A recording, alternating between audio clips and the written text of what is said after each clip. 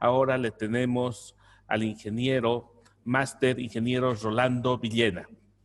El ingeniero máster Rolando Villena estudió en la Universidad de San Simón, Cochabamba, Bolivia, agosto 2010, licenciado en Ciencias e Ingeniería Civil. Su tesis, desarrollo de software de análisis y diseño estructural de muros de contención mediante el método de elementos finitos sólidos tridimensionales. Escuela Militar de Ingeniería, Cochabamba, Bolivia. Máster en Ciencias y Estructuras Sísmicas, con su tesis, metodología para calcular la máxima aceleración sísmica del suelo que puede resistir un edificio antes de alcanzar el umbral del colapso. Ingeniero, es un gusto tenerlo en el 4º Congreso Boliviano de Ingeniería Estructural, con el tema Análisis y fisuración de muros de corte en edificios sometidos a cargas de viento. Ingeniero Rolando, le cedo la palabra. Muy buenos días.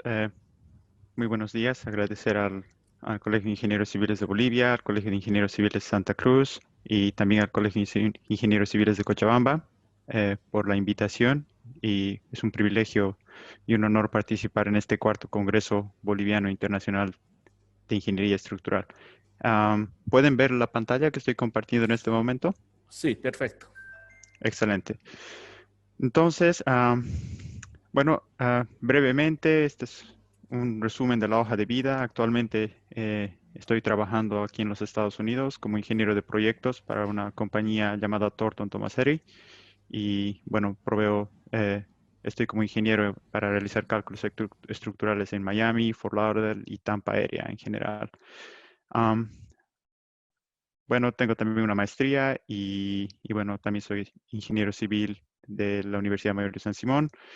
Y aparte de ello, bueno, también estoy en algunos emprendimientos como el emprendimiento iOS, que es un emprendimiento en el cual realizamos trabajos de simulación, análisis de datos, optimizaciones, etc. Bueno, sin más preámbulo, vamos a empezar con la presentación el día de hoy, que es titulada Análisis y fisuración de muros de corte en edificios sometidos a cargas de viento.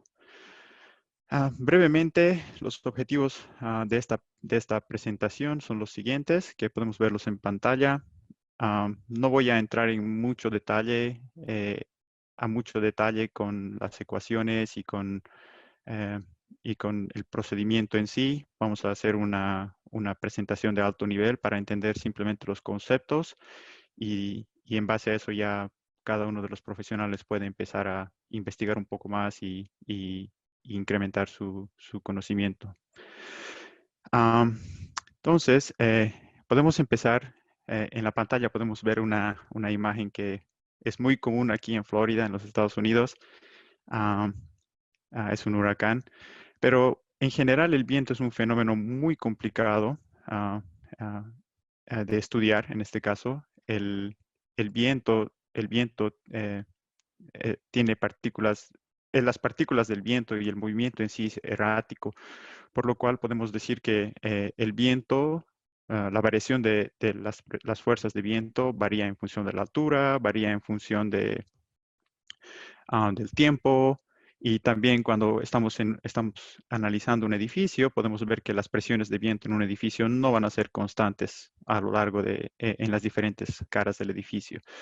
Entonces, el viento, con la excepción de los huracanes y los tornados, el viento es un efecto que usualmente no lo vemos, más que todo lo sentimos, pero no es algo que se puede apreciar de manera visual.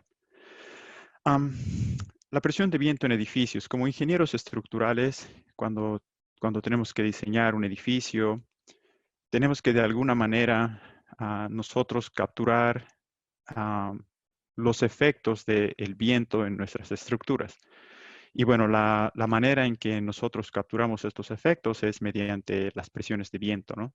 Presiones de viento equivalentes actuando en la estructura. Para calcular las presiones de viento en los edificios, hay 4 parámetros principales que se consideran de manera general. Uno de ellos es la velocidad del viento.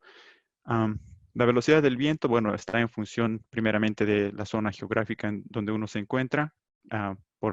Como un ejemplo simple, Las velocidades de viento que se utilizan para diseño en Miami tienen velocidades hasta de 170 millas por hora, que más o menos van como 273 kilómetros hora, que son bastante fuertes, considerando que es una zona propensa a huracanes. Pero, por ejemplo, el viento en Santa Cruz de la Sierra, el viento de diseño para Santa Cruz de la Sierra, o por ejemplo La Paz, va a ser completamente diferente, porque, bueno, no tenemos huracanes, no tenemos ese tipo de fenómenos en Bolivia. Entonces, la velocidad es un factor importante a considerar.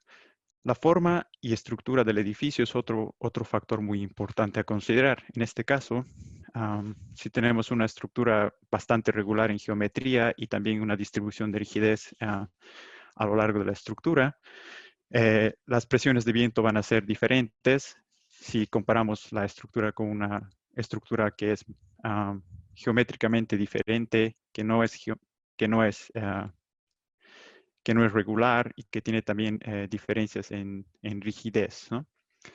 Otro parámetro importante, bueno, es la protección contra el viento. Si la estructura, ¿dónde se encuentra la estructura? Si existen obstrucciones naturales, obstrucciones artificiales. Y, por ejemplo, en esta foto que podemos observar aquí, claramente, si estuviéramos diseñando uno de estos edificios, podríamos observar que los alrededores de estos edificios están bastante obstruidos por, en este caso, estructuras artificiales o edificios que ya han sido construidos previamente. Pero también tendríamos que tomar en cuenta las condiciones naturales, ¿no? Si estamos, por ejemplo, diseñando un edificio en una playa, posiblemente muy cerca a una playa, en este caso tendríamos un área completamente no obstruida. Entonces, ese es un factor importante cuando estamos diseñando o cuando estamos calculando las presiones de viento. Finalmente, la densidad del aire. Este parámetro no estaba considerado hasta antes de la ASC 716. Una vez que ha sido publicada la norma de códigos, la norma de viento, la norma de cargas ASC 716, se ha incluido un nuevo factor que toma en cuenta la densidad del aire en el cálculo de las presiones de edificios. Bueno, en este caso, ¿qué métodos utilizamos para calcular las fuerzas de viento? Bueno, esto usualmente está estipulado en los códigos de cargas de cada país en el cual estamos realizando el diseño. Si, por ejemplo, estamos haciendo un diseño para Canadá, bueno, tendríamos que referirnos al código canadiense. Si estamos haciendo un diseño en los Estados Unidos, bueno, tenemos que referirnos a la norma ASC para las cargas. Y en este caso, voy a mostrar aquí brevemente que, por ejemplo, el código ASC 716 lo que muestra provee 3 métodos para establecer las fuerzas de viento. Uno de ellos es el método simplificado, que es básicamente podemos calcular fuerzas de viento para estructuras bastante regulares y pequeñas. Después el método 2, que es un procedimiento analítico un poco más avanzado y sofisticado, que permite calcular presiones de viento para estructuras más complejas, más altas. Y bueno, finalmente, la norma recomienda también el uso del procedimiento de túnel de viento para cálculo de presiones de viento. Y bueno, en este caso los códigos van a establecer, dependiendo en qué país estamos, el código puede proveer diferentes métodos para el cálculo. Algo muy interesante a notar es que el método 2 y el método 3 son bastante utilizados aquí en los Estados Unidos y, por ejemplo, si tenemos un edificio alto y hacemos una comparación de las presiones de viento calculadas por el método 2 y comparamos ese con las presiones de viento calculadas por el túnel de viento, vamos a encontrar que en muchos casos las presiones de viento resultantes del túnel de viento son menores a las del método 2. Esto se debe a que el código es bastante conservador en muchos casos. Cuando ya la estructura tiende a ser bastante alta, el código va a establecer presiones bastante fuertes que a veces son muy conservadoras, por lo tanto el túnel de viento es una buena alternativa. Obviamente el estudio de túnel de viento no es un estudio económico, es un estudio bastante caro, pero tiene sus ventajas. Cuando diseñamos las estructuras, cuando diseñamos nuestras estructuras, tenemos que diseñarlas primeramente para resistir cargas gravitacionales y, en segundo caso, si es que nuestra estructura está siendo sometida a algún tipo de carga lateral, ya sea de viento, carga sísmica o también presiones de suelo, etcétera, tenemos que tener un sistema que nos permita resistir estas cargas laterales. En esta tabla que podemos ver aquí, tenemos una lista de sistemas estructurales que nos permiten resistir cargas laterales. Y quiero mostrar aquí que el sistema número 9, que es muros de corte y pórticos, es uno de los más comunes utilizado, bueno, en Bolivia y también aquí en el medio, en el área de Florida, es bastante usado. Que es un sistema de muros con pórticos, ¿no? Y bueno, podemos observar que un límite ideal, podríamos decir, este sistema de resistente a carga lateral es bastante efectivo desde bueno, hasta los 50 o 60 pisos, ¿no? Entonces, este es cuando hacemos un estudio de muros de corte, tengamos en cuenta, o cuando estamos diseñando un edificio, este sistema es bastante óptimo hasta los 50 pisos, ¿no? Hay otros sistemas más avanzados que nos permiten llegar a cubrir elevaciones o edificios de altura mucho más grandes. Bueno, continuando con esto, hablando de la fisuración en los muros de corte, hay una pequeña frase aquí en los Estados Unidos muy común, que la traducción la podemos observar aquí, que dice, hay dos cosas seguras sobre el concreto, uno que va a ganar resistencia y la segunda que se fisurará. Como ingenieros sabemos que el hormigón puro tiene, o el concreto, tiene resistencias muy grandes a la compresión, pero su resistencia a la tensión es mínima. Entonces, 90% de los casos siempre vamos a tener un hormigón fisurado. Entonces, es algo que como ingenieros lidiamos todo el tiempo y es importante considerar esto, ¿no? ¿Por qué debemos modelar el comportamiento fisurado? Cuando estamos haciendo un análisis y un diseño estructural, ¿por qué deberíamos considerar y modelar el comportamiento fisurado? El código ACI nos provee una respuesta para esto que está ubicado en el comentario R66312 y voy a leer esta pequeña definición. Dice, la deflexión lateral de una estructura bajo cargas laterales mayoradas puede ser sustancialmente diferente de la calculada utilizando un análisis lineal, debido en parte a la respuesta inelástica de los miembros y a la disminución de la rigidez efectiva. Algo que tenemos que tomar en cuenta de esto es la respuesta inelástica de los miembros y la disminución de la rigidez efectiva, ¿no? Entonces, aquí podemos observar que el desplazamiento lateral de las cargas factorizadas no va a ser igual al desplazamiento para un análisis lineal. Y en esta diapositiva que vemos a continuación, estoy mostrando el resumen de lo que es la diapositiva anterior, la respuesta inelástica y la reducción de rigidez efectiva. ¿Qué es lo que sucede? Cuando estamos realizando un análisis de primer orden, lo que sucede es que los efectos de las deflexiones laterales en momentos flectores, fuerzas axiales y deflexiones laterales es ignorado. Cuando hacemos un análisis de primer orden, básicamente no consideramos una deformación preexistente y en base a esa deformación preexistente realizamos un cálculo. Entonces, los momentos y las deflexiones en este caso van a tener una relación, los momentos y deflexiones están relacionados linealmente con las fuerzas. Pero cuando entramos a un análisis de segundo orden, en este caso, los efectos de las deflexiones laterales en momentos flectores, fuerzas axiales y deflexiones laterales son considerados. Entonces ya el efecto de la estructura deformada ya entra en consideración cuando estamos haciendo un análisis de segundo orden.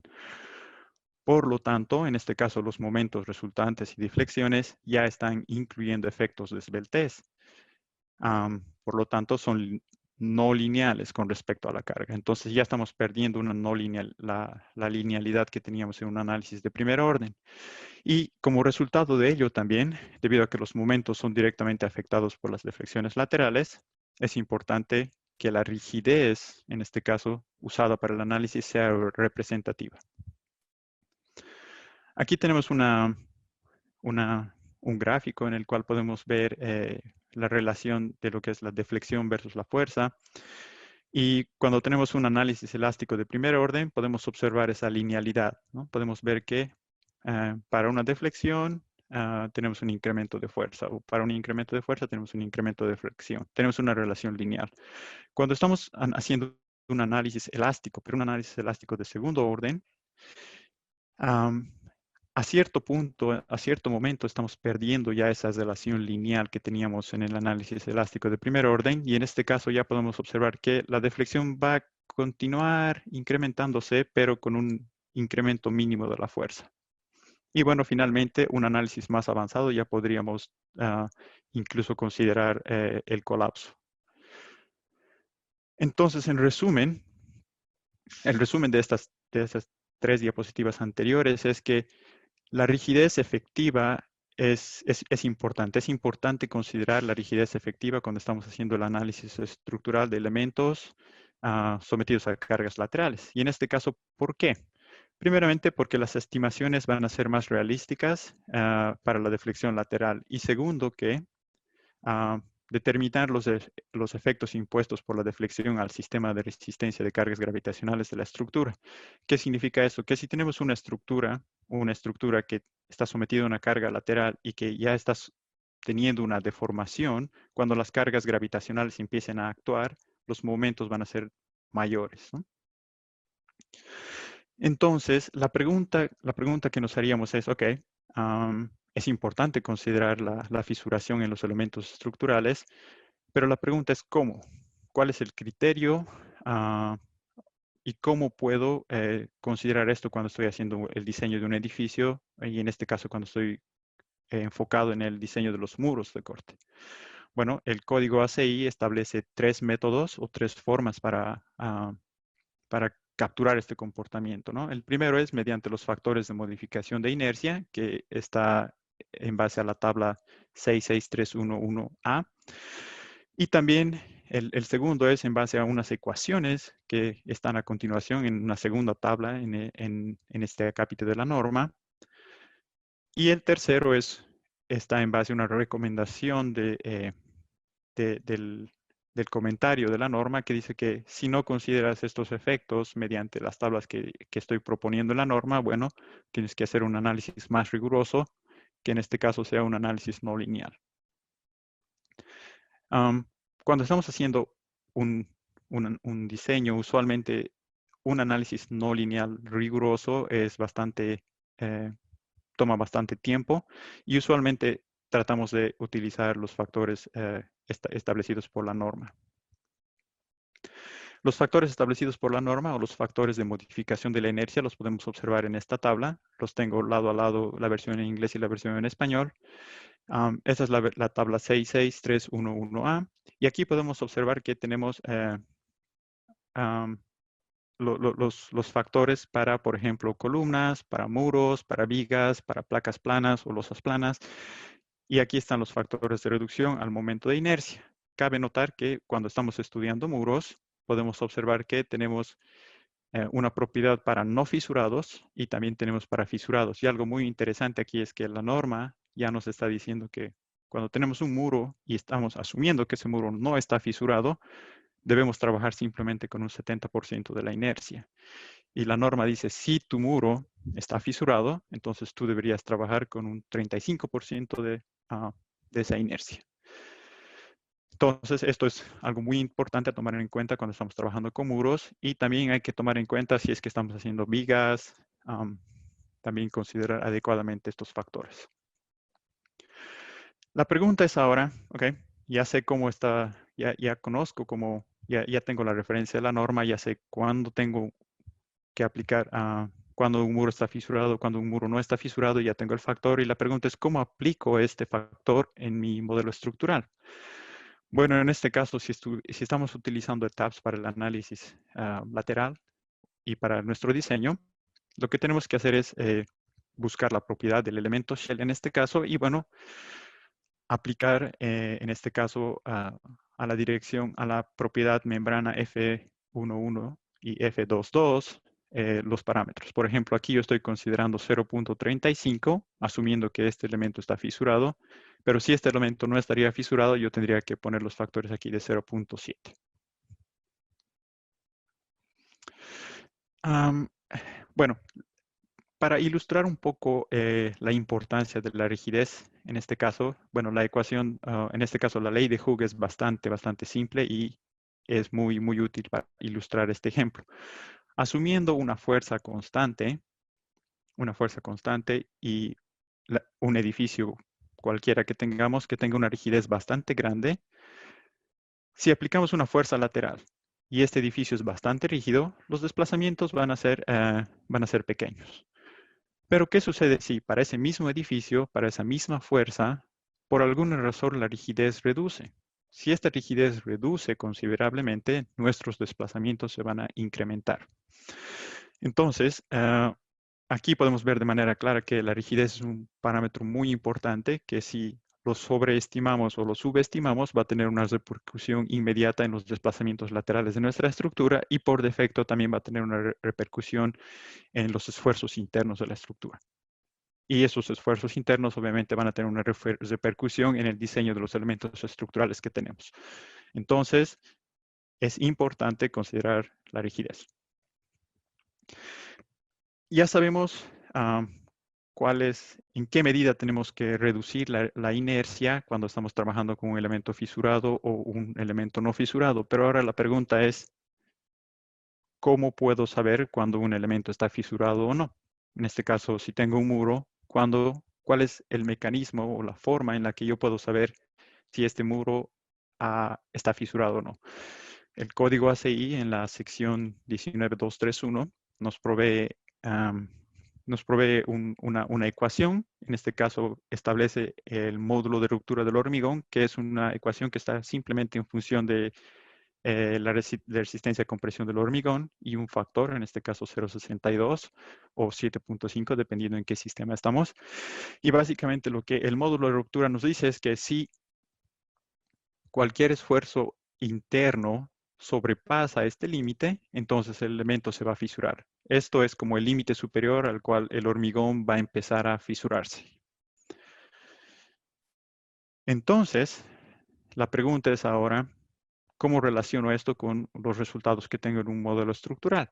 Y bueno, primeramente déjenme resumir esto. Si el esfuerzo obtenido del análisis estructural es mayor que el módulo de ruptura del hormigón, se puede asumir que el elemento se fisurará debido a las cargas aplicadas. En este caso, cuando yo estoy en ETAPS y, por ejemplo, estoy analizando un muro, si en este caso la componente del esfuerzo del elemento shell, ese máximo, excede el valor calculado para el módulo de ruptura, podemos decir que ese elemento está experimentando fisuración. Y si está experimentando fisuración, entonces yo tengo que aplicar de manera adecuada el coeficiente fisurado.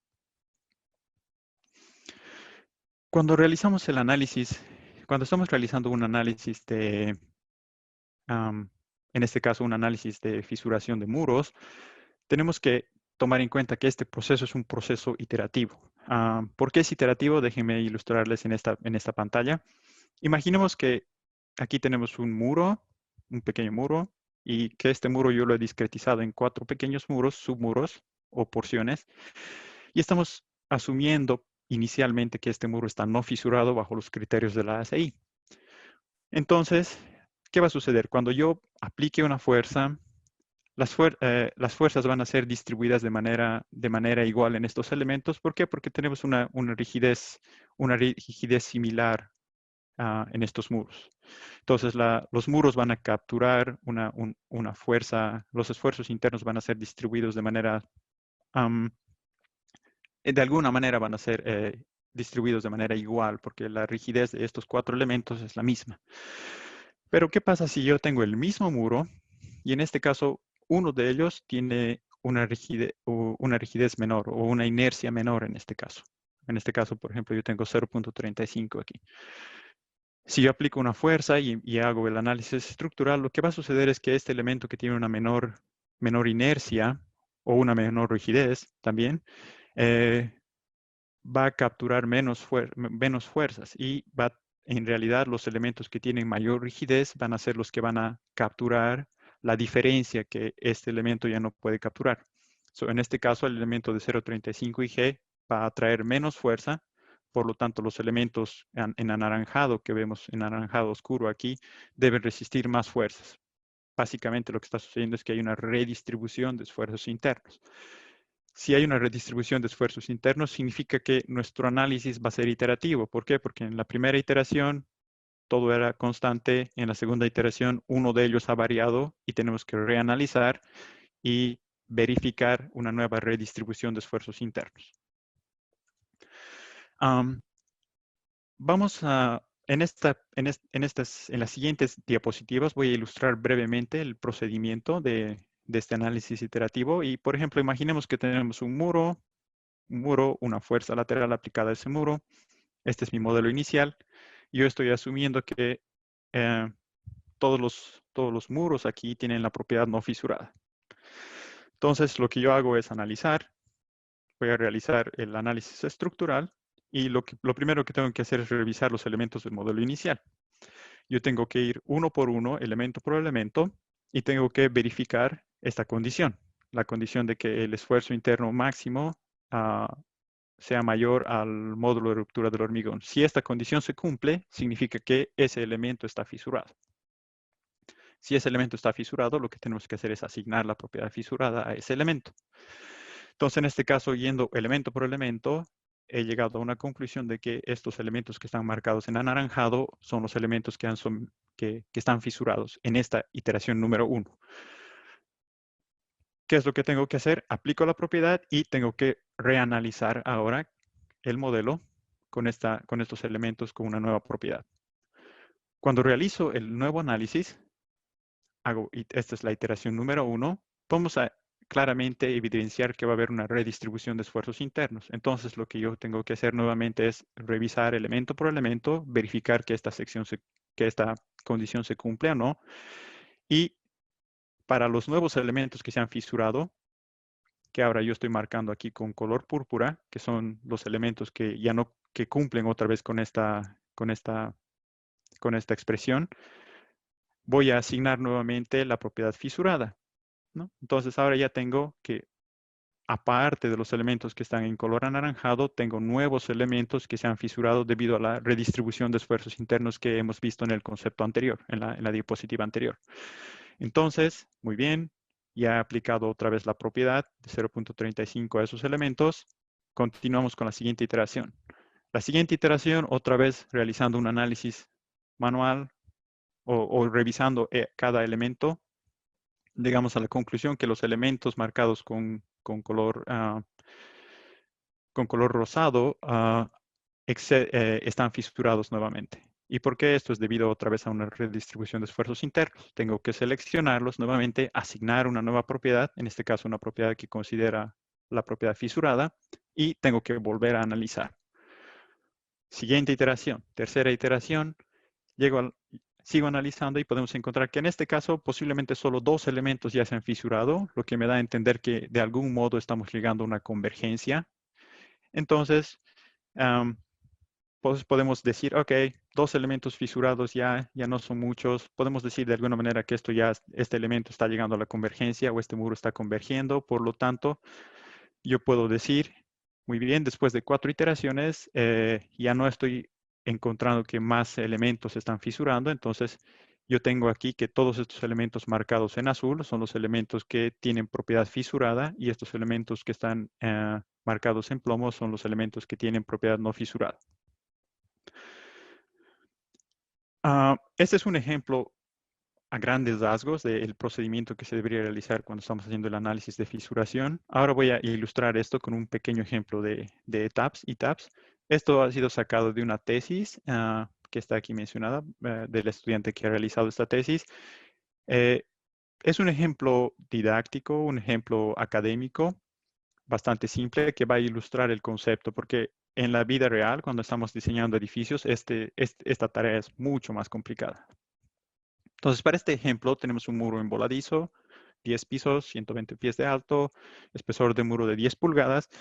Y algo importante que he ido mencionando es que en este caso, en este ejemplo, yo tenía aquí mostrando que teníamos una discretización, ¿no? Entonces, cuando hacemos este análisis, tenemos que considerar una malla. Entonces, en esta malla, por ejemplo, nosotros estamos considerando una malla, el ejemplo está siendo considerado una malla de 2 pies por 2 pies. Mientras más pequeña esta malla, obviamente vamos a tener resultados mucho más aproximados, mucho más cercanos a la realidad, podríamos decir. Si esta malla es más grosera, podríamos decir si es de 5 pies o 10 pies por 10 pies, los resultados no van a ser tan precisos como tener una malla más pequeña. Entonces, lo que hacemos es, dadas las fuerzas laterales, hacemos el primer análisis, analizamos, tenemos la deformada y podemos observar que, considerando que este muro tiene propiedades no fisuradas, hemos llegado a un desplazamiento lateral de 451. Perfecto, ya he hecho el análisis. Lo que tengo que hacer ahora es verificar qué elementos están fisurados, asignar la nueva propiedad y volver a analizar. Eso es lo que se puede ver en esta imagen. Todos los elementos que están en rojo son los elementos que están fisurados. ¿Qué significa eso? Que tienen ya una propiedad de 0.35 IG. Volvemos a hacer coser el análisis. Aquí tenemos la estructura deformada y podemos observar que el desplazamiento ahora es de 6.06. ¿no? Claramente ha habido un incremento en el desplazamiento lateral. Continuamos con una siguiente iteración y como hemos visto en los ejemplos anteriores, lo que esperamos y sabemos que va a haber una redistribución interna de esfuerzos, por lo tanto, tenemos que volver a revisar para encontrar nuevos elementos fisurados. Aquí los elementos en amarillo son los nuevos elementos fisurados. Volvemos a asignar la propiedad de elemento fisurado. Analizamos otra vez y ahora encontramos que el desplazamiento lateral es de 6.20. Continúo una vez más, en este caso la última iteración para este caso, y podemos observar que el amarillo claro son los elementos que han entrado en el campo de la fisuración. Y bueno, finalmente tenemos que el desplazamiento lateral es de 6.22. ¿Qué significa esto? Que hemos llegado tal vez a una convergencia y ya no se están fisurando muchos elementos. Entonces, estamos muy bien. Este ejemplo ha sido asumiendo que tenemos una fuerza en la dirección X positiva. ¿Qué pasa cuando tenemos una fuerza en la dirección X negativa? Lo que va a suceder es que ahora los elementos del otro lado también van a experimentar fisuración. Claramente aquí podemos ver una simetría debido a que, bueno, tenemos una fuerza en X positiva constante o similar a la fuerza en X negativa. Por eso es que tenemos esta simetría. En la vida real, posiblemente este caso de simetría perfecta no se va a dar, ¿no? Pero vale la pena notar que ya considerando dos direcciones, la complejidad aumenta, ¿no? En este caso, no dos direcciones. En este caso, simplemente en la dirección X con dos signos, positivo y negativo. Y podemos observar que el desplazamiento lateral en este caso es de 8.70 pulgadas en el piso número 10. Hagamos una comparación breve. ¿Qué sucede? En esta tabla que podemos observar aquí, tenemos primeramente los desplazamientos laterales cuando el edificio no está fisurado. En este caso, tenemos que, por ejemplo, el desplazamiento máximo en el piso 10 es de 4.51. Ahora, en la segunda columna podemos observar los resultados del estudio iterativo que hemos hecho para considerando qué elementos han sido fisurados y qué elementos no han sido fisurados. Y después de 4 iteraciones hemos llegado a que el desplazamiento lateral en el piso 10 es de 8.70. El incremento se puede ver aquí, el porcentaje de incremento. Podemos observar que en el piso 1 es un incremento del 100% de diferencia, ¿no? Y, por ejemplo, en el piso número 10 tenemos un incremento casi del 92,9%. Es bastante, ¿no? Podemos observar que es bastante. ¿Qué pasaría si por alguna razón digo, bueno, no quiero pasar todo el proceso de hacer este proceso iterativo? ¿Qué tal si yo agaso todos mis muros y digo, muy bien, todos mis muros, voy a asumir que todos mis muros están completamente fisurados? Lo que sucede es aquí podemos observar que el resultado sería un desplazamiento de 9.01 y este porcentaje que vemos aquí es simplemente el incremento de este porcentaje. Entonces, si comparamos con el procedimiento iterativo y el modelo en el cual están todos los elementos fisurados, hay un incremento de un 3% más o menos. Estos tres resultados aquí, estas tres columnas, ilustran claramente lo que sucedería si, primero, no consideramos la fisuración, estaríamos subestimando los desplazamientos laterales de la estructura. Segundo, si sobreestimamos, en este caso decimos, bueno, en este caso estamos diciendo, no, todos los elementos se fisuran, entonces en este caso estaríamos considerando un desplazamiento tal vez un poco excesivo o extremo. Y claramente podemos observar que el resultado del proceso iterativo nos provee algo, un resultado entre medio. Entonces, este ejemplo ilustra claramente que es importante tomar en cuenta la fisuración de los muros de corte, en este caso, y hacer este estudio.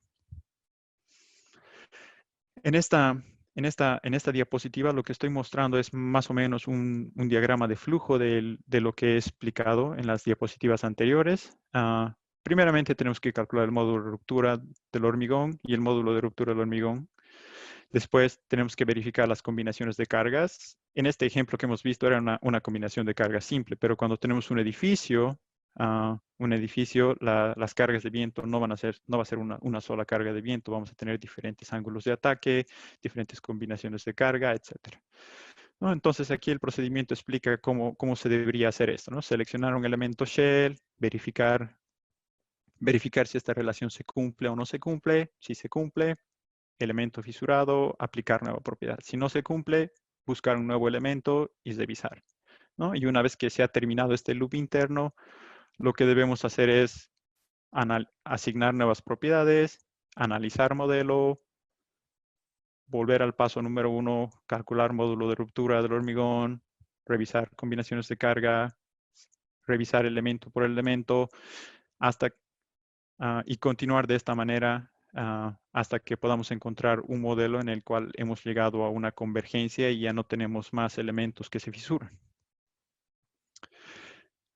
¿Cuál es el flujo de trabajo en la vida real? Cuando digo en la vida real, el ejemplo que hemos visto es un ejemplo académico, ¿no? Es simplemente un pequeño muro con una fuerza.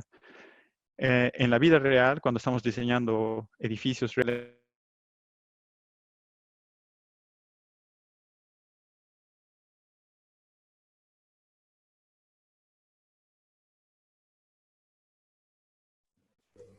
¿aló? ¿Me pueden escuchar ahora? Sí, sí, ingeniero.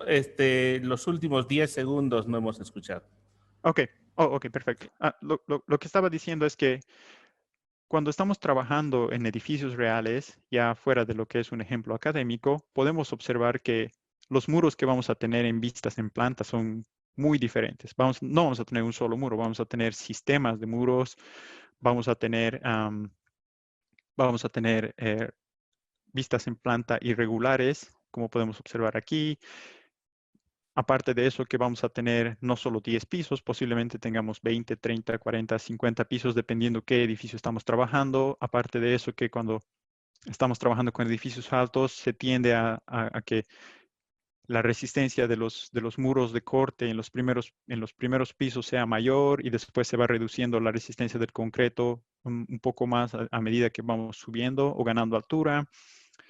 Entonces, cuando estamos trabajando con un edificio real, este procedimiento es mucho, mucho más complejo. Entonces, el proceso iterativo que hemos visto, ya para un ejemplo tan simple como era un muro emboladizo, se vuelve mucho más complejo aquí. Y si realizáramos este proceso manual, este trabajo tomaría semanas. Incluso o un equipo completo de ingenieros trabajando, ¿no? Entonces, ¿qué es lo que se hace? Usualmente lo que se hace es las compañías, al menos aquí en los Estados Unidos, lo que hacemos es utilizamos lo que es la interfaz de programación de aplicaciones, que en este caso los programas de cálculo estructural como ETABS, SAP y bueno, otros programas también, lo que hacen es proveen básicamente a los usuarios de métodos de programación que puedes utilizar para crear tus propias rutinas, ¿no? Entonces, lo que las compañías hacen, por ejemplo, la compañía en la que trabajo yo, es hemos construido una rutina en la cual realizamos todo el proceso que he dictado manualmente, lo hace la computadora, ¿no? Entonces, este diagrama de flujo lo hemos puesto en código, básicamente, y lo que hacemos es, nosotros pasamos, tenemos el edificio y le pasamos al programa los criterios y dejamos que el programa haga el cálculo estructural, analice, verifique qué elementos han sido fisurados, qué elementos no han sido fisurados. El mismo programa lo aplica las nuevas propiedades y vuelve a coser. ¿Por qué? Porque este proceso, si tenemos un edificio de 50 pisos, 60 pisos, primeramente en analizar va a tomar un buen tiempo, ¿no? No va a ser 15 minutos, posiblemente puede ser 30, 40, 50, una hora, dependiendo cuántos casos de carga tenemos, dependiendo si estamos utilizando P-Delta o no, etc.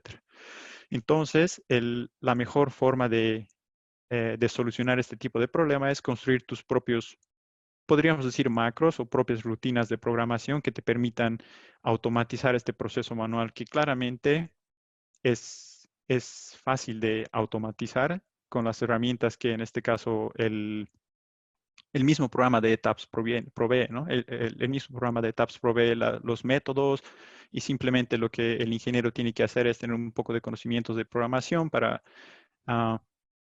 programar las rutinas y empezar a trabajar. Bueno, eso sería básicamente la presentación en cuanto a la fisuración en muros de corte a grandes rasgos. Bueno, preguntas y respuestas ahora. Sí, ingeniero, muy linda la presentación. Aquí hay una pregunta. Ingeniero Rolando, por favor, ¿podría explicar la asignación de factores de reducción en ETAPS para el caso de columnas? Pregunta. Claro. En este caso, cuando tenemos columnas, vamos a volver a la presentación. Ok, esta es la tabla. En este caso, cuando estamos trabajando con columnas, Estamos todavía 2 minutos, 3 minutos.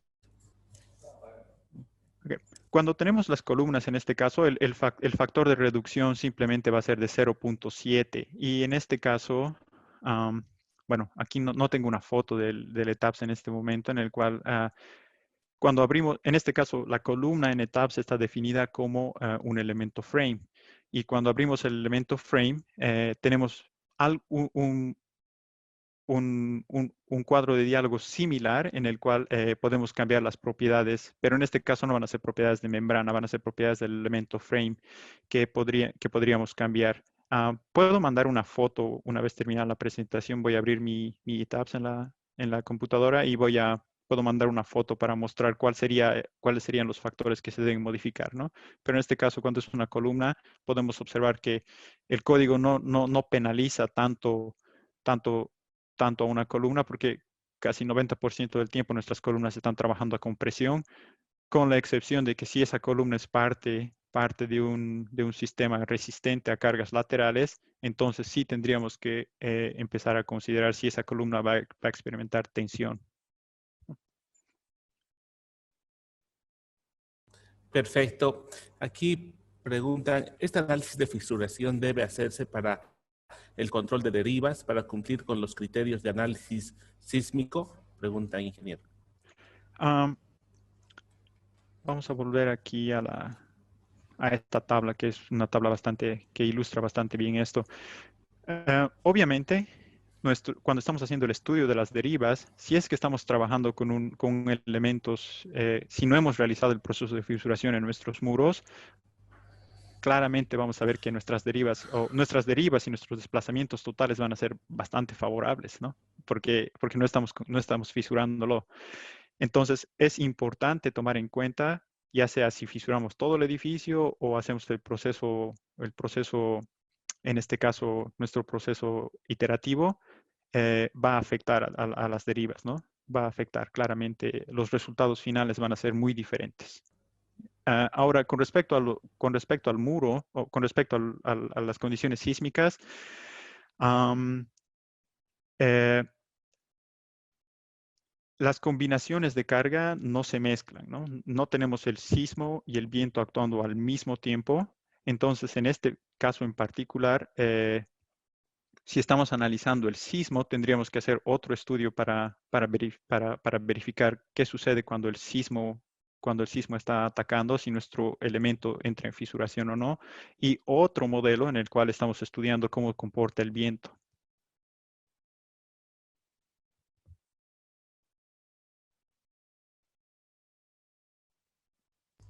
Muy bien, ingeniero. Brillante la exposición, ingeniero máster Rolando Villena, con su tema análisis.